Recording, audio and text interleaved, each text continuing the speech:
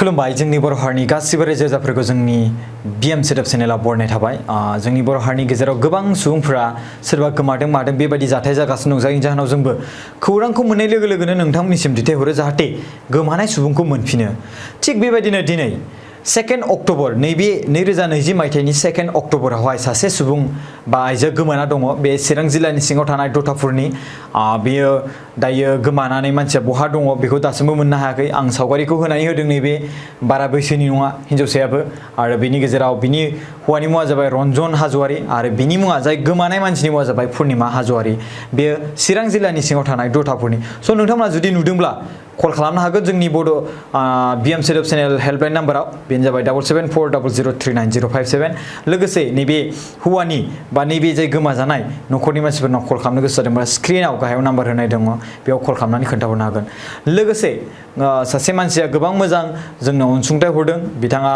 3,000 रां जोंनो अनसुंथाइ हरदों आं बेखौ बुंहरदोंमोन रिक्वेस्ट खालामदोंमोन नोंथाङा मोनसे भिडिअ बानायनानै हर बै सानै मानसिखौ पि बसुमतारी आरो एस बसुमतारीखौ जायखौ लायनो थाखाय मदद खालामदों बिथांमोनखौ आं गोसो गोरबोजों खुलुमनानै मान बावहरनाय थाबाय जोंनि बे मिशना जेब्लासिम साक्सेस जाया आं अब्लासिम हेपि जानाय नङा आरो आं खुसि जानाय नङा बिसोरखौ लाबोनानै बिसोरनि न'आव जेब्लासिम दोनफैगोन अब्लासो जोंनि गोसोआ खुसि जागोन आरोना स' बिनि गेजेराव जों सानदों बिसोर गथ'फोरखौ लाबोनानै बिसोरनि फरायनायनि जि एसे खरसा बेखौबो जों होनो हागोन नामा माने एसे बेसिकखौ आरोना दा बिसोरनि न'खराव गोबां प्रब्लेम ना बिसोरखौ लाबोनायावनो माखासे गोबां रां रुफा बिसोरबो होखाबायानो स' गोबां प्रब्लेम ना स' बिनि थाखायनो लेखा बायनायानो जा बा ड्रेस बायनायानो जा स्कुलावहाय एडमिसन लागायनाय बायदि सिस्टेमानो जा एसेबाबो जों बेखौ जेसेबांखिनि जोङो आग्लायोबासो होनदों आरोना दा जोंहा बिनि बिदा सोमखोर बसुमतारीनि टिकेट दाननांगौनि गोनांथि दङ स' बेवहाय जोङो रायजो राजाफोरखौ जों गोसो गोरबोजों खुलुमनाय थाबाय जे जोंहा बिनानाव हिनुजा बसुमतारीया 5,000 रां होबाय बे बिराद मोजां आरो बिदिन्थि एग्जाम्पल आरो नोंथांमोनाबो जायफोर मानसिफ्रा दायो मदद खालामनो ओंखारबोदों आं बिथांमोनखौ गोसो गोरबोजों बरायनाय थाबाय जे जोंनि मिशना जेब्लासिम साक्सेस जाया अब्लासिम आं गोसो गोथारै बेखौ बुंनो हाया जे आं खुसि बा आं हेपि स' नोंथांमोना नैबे लास्टावहाय भिडिअखौ नायनो हागोन सासे बिजितगिरि बर' बिथाङा जे मदद खालामदों जोंखौ जे 3,000 रां होनानै बिथांनि मुङानो